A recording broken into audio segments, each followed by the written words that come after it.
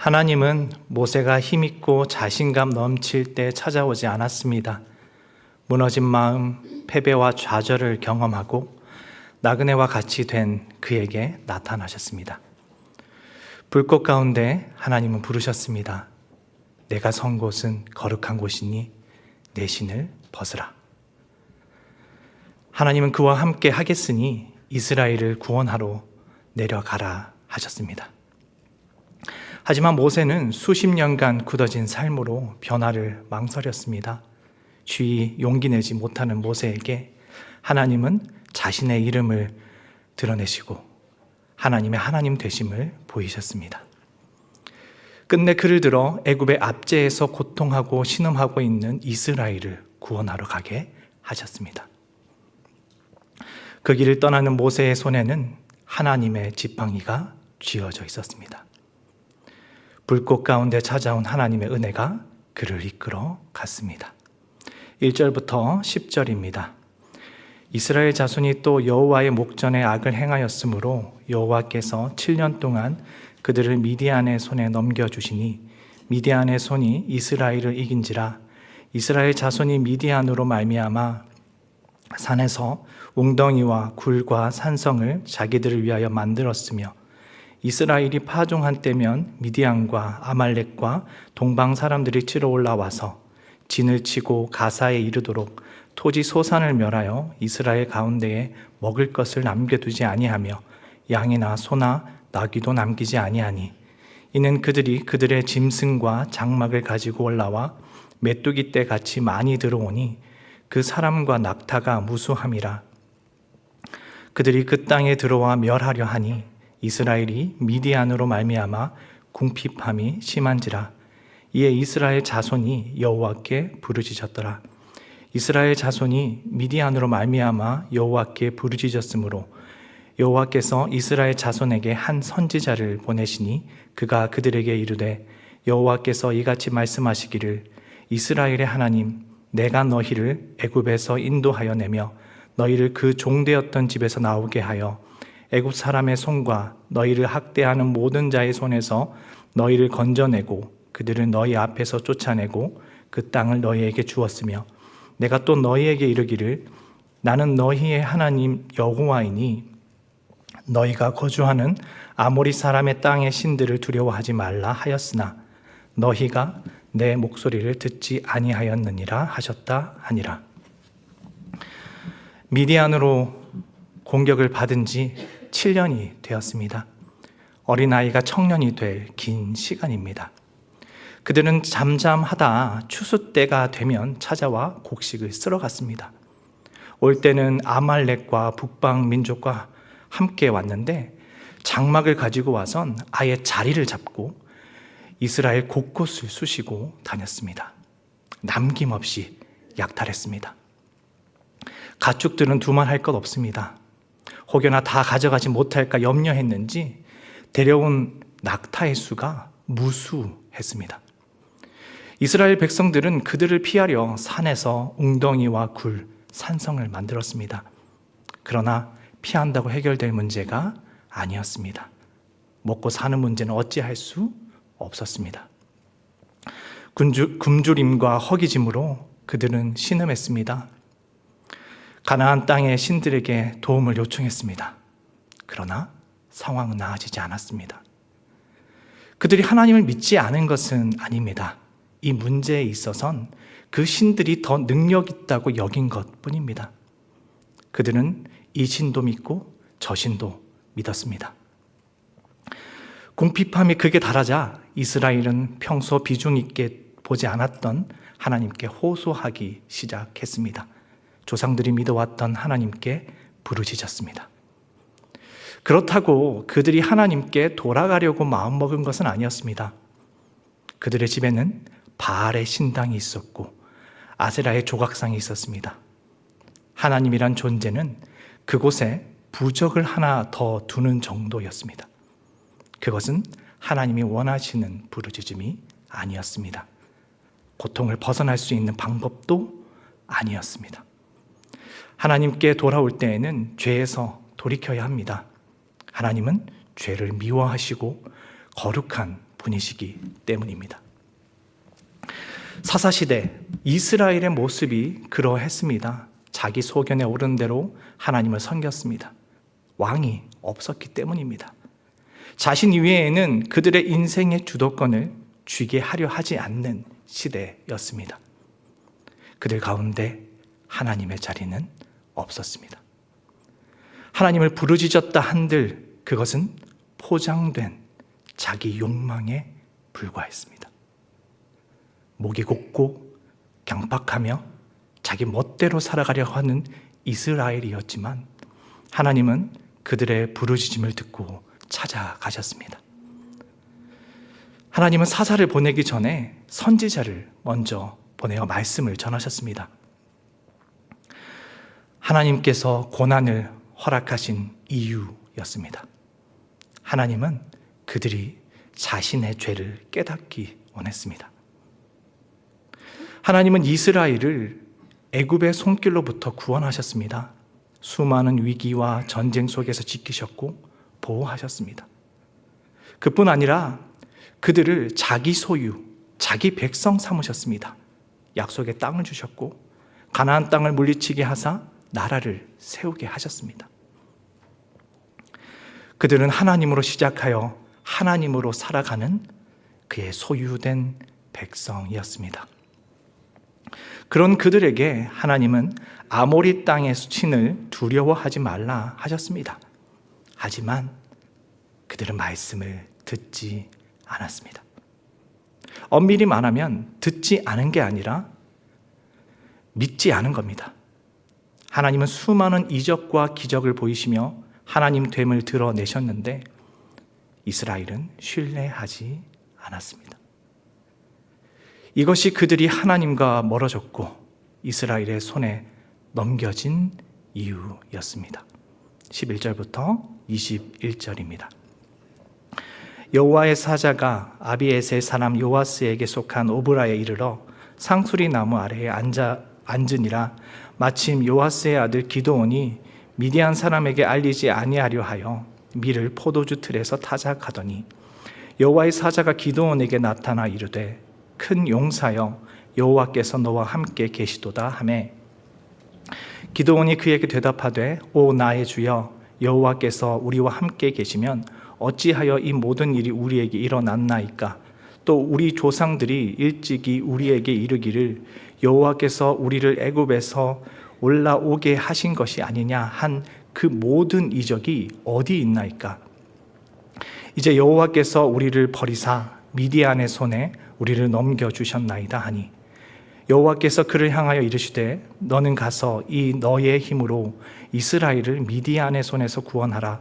내가 너를 보낸 것이 아니냐 하시니라. 그러나 기드온이 그에게 대답하되 오 주여 내가 무엇으로 이스라엘을 구원하리이까? 보소서 나의 집은 므낫세 중에 극히 약하고 나는 내 아버지 집에서 가장 작은 자니이다 하니 여호와께서 그에게 이르시되 내가 반드시 너와 함께 하리니 내가 미디안 사람 치기를 한 사람을 치듯 하리라 하시니라. 기드온이 그에게 대답하되 만일 내가 주께 은혜를 얻었사오면 나와 말씀하신 이가 주 되시는 표징을 내게 보이소서. 내가 예물을 가지고 다시 주께로 와서 그것을 주 앞에 드리기까지 이곳을 떠나지 마시기를 원하나이다 하니 그가 이르되 내가 너 돌아올 때까지 머무르리라 하니라. 기드온이 가서 염소 새끼 하나를 준비하고 가루 한 에바로 무교병을 만들고 고기를 소쿠리에 담고 국을 양푼에 담아 상수리 나무 아래 그에게로 가져다가 드리매 하나님의 사자가 그에게 이르되 고기와 무교병을 가져다가 이 바위 위에 놓고 국을 부으라 하니 기드온이 그대로 하니라. 여호와의 사자가 손에 잡은 지팡이 끝을 내밀어 고기와 무교병에 대니 불이 바위에서 나와 고기와 무교병을 살랐고 여호와의 사자는 떠나서 보이지 아니한지라. 하나님은 그 우상의 현장으로 찾아가셨습니다. 요아스의 땅 오브라에 있는 상수리 나무 아래 여호와의 사자가 앉았습니다. 다리가 아파서가 아니라 그곳에 자리를 잡은 것입니다. 상수리 나무는 이방신을 섬기는 제단을 쌓는 곳이었습니다. 이는 마치 이스라엘이 수많은 우상을 두고서 자신을 도와줄 신들 중에 하나로 하나님도 더하여 부르짖자 우상을 숭배하는 여러 선택지 중 하나로 서 있는 장면 같아 보입니다. 아니, 어쩌면 내가 섬겨야 할 분은 바로 나야, 나만 봐 라며 우상 숭배하는 그 자리를 가리고 차지한 것인지도 모르겠습니다. 그 곁에서 요아스의 아들 기드온이 포도주 틀에서 밀을 타작하고 있었습니다. 이런 행동은 상식에서 벗어난 것입니다. 타작은 바람이 잘 부는 넓은 평지에서 하는 게 일반적입니다. 그런데 그는 포도주 틀에 들어가 알곡을 분리하고 있습니다. 미디안 족속 때문이었습니다. 그들이 파종을 앞둔 때 쳐들어와 곡식을 빼앗아 가니 어떻게든 식량을 확보하기 위해 수를 낸 것입니다. 답답하고 힘들지만 먹고 살기 위해 어쩔 수 없었습니다. 어쩌면 당시 누군가가 본다면 과감한 시도라 여길만 했습니다. 그래 봐야 포도주 틀 안에 있지만 말입니다. 진짜 담대했다면 마당에서 타작했을 것입니다. 숨어서 할 이유가 없습니다. 들키지 않을까 노심초사하며 타작하는 겁 많고 소심한 기드온입니다. 사실 이스라엘 마음도 그와 같았습니다. 두려움에 몸서리치고 구원을 위해 땅의 신들에 엎드렸습니다. 그곳이 답이 아닌데 벗어나지 못한 채 애걸복걸했습니다. 그러던 와중 하나님을 바라보기도 했습니다. 그 별 볼 일 없는 부르짖음에 하나님이 나타나셨습니다. 하나님의 후회하심 때문입니다. 주께서 하셨던 언약 때문입니다. 하나님의 사자가 기드온을 지켜보다가 입을 열었습니다. 하나님이 너와 함께 계신다. 큰 용사. 한글에서는 큰 용사가 먼저 나오지만 원어로 보면 하나님이 너와 함께 계신다가 먼저 나옵니다. 하나님이 함께 하시니 큰 용사가 되는 겁니다. 기드온은 선지자로 보이는 듯한 그의 말을 듣곤 발끈합니다. 도무지 이해가 되지 않고 납득할 수 없는 말이었기 때문입니다. 이제껏 품어왔던 울분을 쏟아내기 시작했습니다. 아니, 상식적으로 말이 됩니까? 지금 현실을 보십시오. 하나님이 함께 했다면 어찌 지금과 같은 일이 일어날 수 있단 말입니까? 애굽에서 열 재앙을 일으키시고 홍해를 가르쳤던 하나님의 기적과 이적은 어디 갔습니까? 조상들에게 보이셨던 위엄과 일하심은 어디 있습니까? 하나님은 우리를 버렸습니다. 미디안에 팔아 넘겼습니다. 기드온은 하나님이 함께 하신다, 큰 용사라는 말을 헛소리로 치부했습니다. 이에 하나님의 사자는 그에게 주어진 것을 보라 했습니다. 너는 가서 이 너의 힘으로 이스라엘을 미디안의 손에서 구원하라. 내가 너를 보낸 것이 아니냐.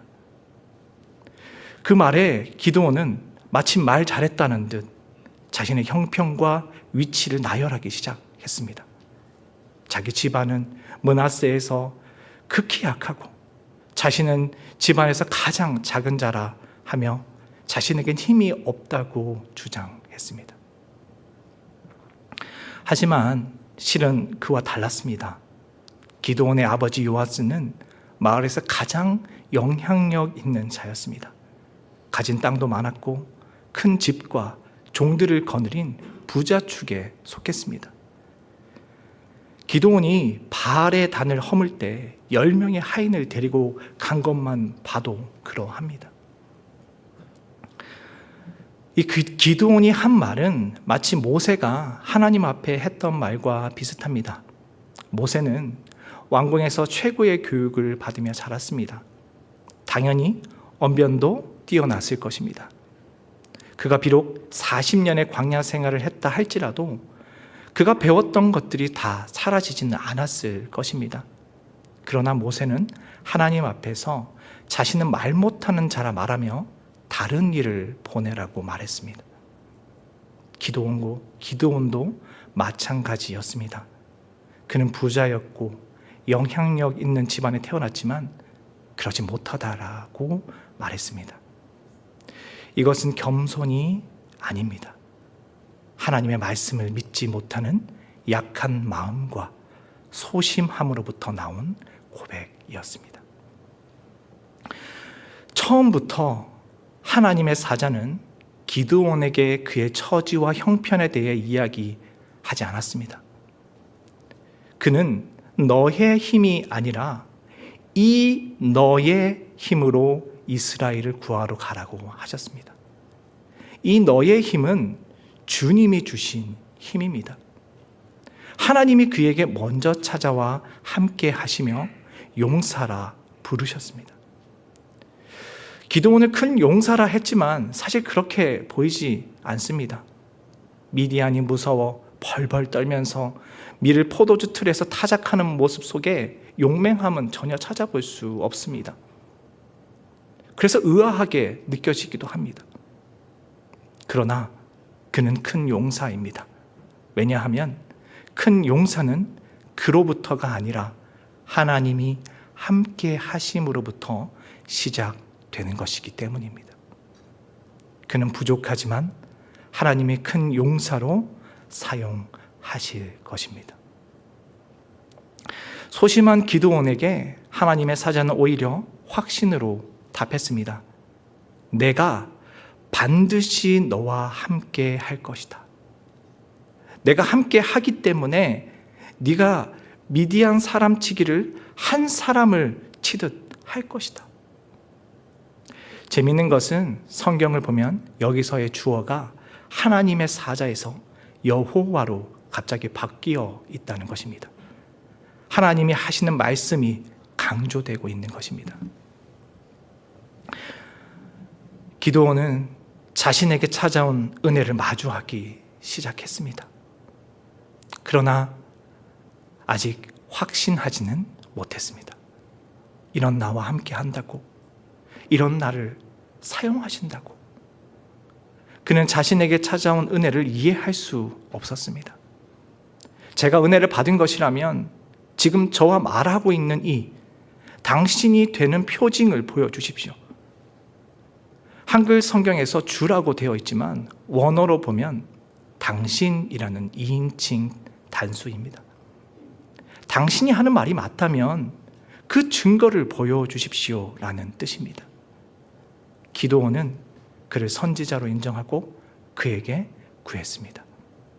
그에게 뭔가 있다라고 느낀 것입니다. 기드온은 그에게 줄 예물이 있다며 금방 준비하고 오겠다고 기다려달라고 했습니다. 떠나지 않겠다는 확답을 듣고 기드온은 불이 나게 집으로 달려갔습니다. 염소 새끼 하나를 준비하고 가루 한 에바로 무교병을 만들고 고기를 소쿠리에 담고 그걸 양푼에 담았습니다. 아마 음식만 챙기지 않았을 겁니다. 과연 그러한가? 말씀도 찾아보았을 것입니다. 기드온은 워낙 의심이 많은 사람이기 때문입니다.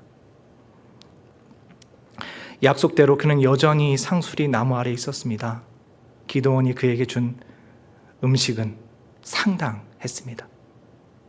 기드온의 기대가 담긴 예물이었습니다. 이를 받은 하나님의 사자는 자신의 말이 확실하다는 증거를 보여줍니다. 기드온에게 고기와 무교병을 바위에 올려두고 국을 부으라 했습니다. 기드온이 그대로 행했습니다. 그러자 놀라운 일이 벌어졌습니다. 불이 바위에서 나와 음식을 삼킨 것입니다. 그와 함께 말씀을 전했던 사자 또한 사라졌습니다. 그때 그는 깨달았습니다. 그가 진짜 하나님의 사자였구나. 22절부터 24절입니다. 기드온이 그가 여호와의 사자인 줄 알고 이르되 슬프도소이다. 주 여호와여, 내가 여호와의 사자를 대면하여 보았나이다 하니 여호와께서 그에게 이르시되 너는 안심하라, 두려워하지 말라, 죽지 아니하리라 하시니라. 기드온이 여호와를 위하여 거기서 제단을 쌓고 그것을 여호와 살롬이라 하였더라. 그것이 오늘까지 아비에셀 사람에게 속한 오브라에 있더라. 기드온은 자신과 대화했던 이가 하나님의 사자라는 사실을 그제서야 깨닫게 되었습니다. 그는 통곡하고 울기 시작했습니다. 아버지로부터 하나님의 사자를 마주하면 죽는다는 이야기를 들은 적이 있기 때문입니다. 그 일이 자신에게 일어난 것입니다. 기드온에게 그의 말을 의심하고 따지고 들었던 자신의 모습이 스쳐 지나갔습니다. 하나님이 진노하셨을 거라는 걱정과 염려도 몰려왔습니다. 그는 두려움에 사로잡혔습니다. 그런 기드온에게 하나님은 음성으로 찾아오셨습니다. 안심하라. 히브리어로 너를 위한 살롬, 평화입니다. 평화를 도무지 찾아볼 수 없는 환경 속에서, 무너진 신앙의 잔재들만 남아있는 곳에서 하나님은 평화를 말씀하셨습니다. 하나님이 함께 하심으로 시작된 평화였습니다. 은혜의 평화였습니다. 그 은혜가 자격 없고 힘없는 자에게 찾아왔습니다. 하나님은 두려워하지 말라, 죽지 아니하리라, 그를 위로하셨습니다. 기드온은 그곳에서 제사를 드렸고 여호와 살롬이라 불렀습니다. 은혜가 먼저 그에게 찾아왔습니다. 광야에서 40년을 방황했던 모세에게 찾아와 내 신을 벗으라 하셨던 하나님이 의심 많고 소심한 기드온에게 함께 하심과 큰 용사란 부르심으로 찾아오셨습니다. 이제 그는 그 은혜 앞에 자신의 신을 벗어야 합니다. 자존심, 두려움과 의심이란 신을 벗어야 합니다. 하나님의 함께 하심으로 시작된 은혜가 우상으로 가득했던 오브라에 하나님의 평화란 제단을 남겼습니다. 고통 가운데 우리는 묻습니다. 하나님, 저에게 왜 이런 일을 허락하신 겁니까? 왜 이런 일이 저에게 닥친 겁니까? 하나님이 정말 저와 함께 하고 계신 겁니까? 어떻게 이런 일이 일어날 수 있습니까? 하지만 신앙은 모든 이유를 다 아는 것에서 시작되지 않습니다. 하나님이 함께 하신다라는 사실을 붙드는 것에서 시작됩니다. 상황은 그대로여도 좋습니다. 눈물이 멈추지 않아도 괜찮습니다. 하나님이 함께 계신다면 그 자리는 끝이 아니라 시작이기 때문입니다. 무너진 자리에서 다시 일어설 힘이 생길 것이고 소망이 싹틀 것이기 때문입니다. 그러므로 기억하기를 원합니다. 하나님이 함께 하신다면 우리는 버려진 사람이 아닙니다. 하나님이 함께 하신다면 우리는 하나님께 사용될 것입니다. 하나님이 함께 하신다면 지금 이 자리에서도 하나님이 일하고 계실 겁니다. 하나님이 함께 하신다면 그것으로 충분합니다. 기도하시겠습니다. 하나님 아버지, 하나님과 함께 하고 싶습니다. 하나님, 우리와 함께 하여 주옵소서. 우리의 연약함과 악함을 제하여 주시고 하나님의 그 크신 능력과 힘으로 채워 주옵소서. 우리를 하나님의 소유 삼으시고 끝날까지 인도하시는 그 은혜 앞에 서게 도와 주옵소서. 예수님의 이름으로 기도드립니다. 아멘. 다 같이 찬송가 370장을 찬송하겠습니다. 찬송가 370장입니다.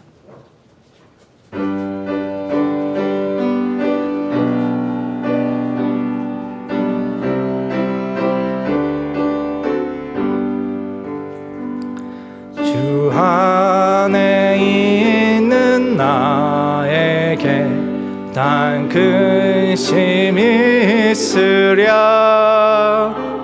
십자가 밑에 나아가 내 짐을 풀었네. 주님을 찬송하면서 할렐루야 할렐루야. 내 앞길 멀고 험해도 나 주님만 따라가리. 그 두려움이 변하여 내 기도 되었고, 첫날의 한숨 변하여 내 노래 되었네. 주님을 찬송하면서 할렐루야 할렐루야. 내 앞길 멀고 험해도 나 주님만 따라가리. 내 주는 자비하셔서 늘 함께 계시고, 내 궁핍함을 아시고 늘 채워주시네. 주님을 찬송하면서 할렐루야 할렐루야. 내 앞길 멀고 험해도 나 주님만 따라가리. 내 주와 맺은 언약은 영 불련하시니, 그 나라 가기까지는 늘 보호하시네. 주님을 찬송하면서 할렐루야 할렐루야. 내 앞길 멀고 험해도 나 주님만 따라가리.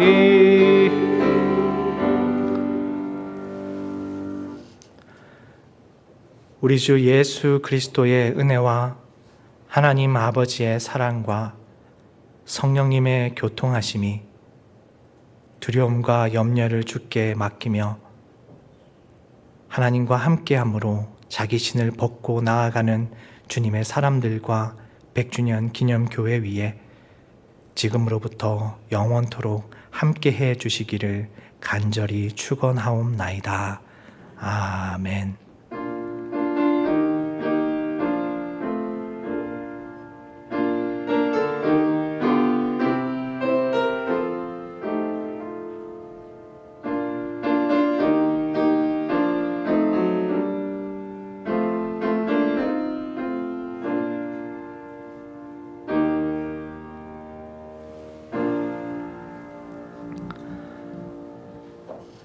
수요 성경 공부를 마쳤습니다. 2주간의 남은 날도 주님 안에서 평안하시길 바랍니다. 안녕히 돌아가십시오.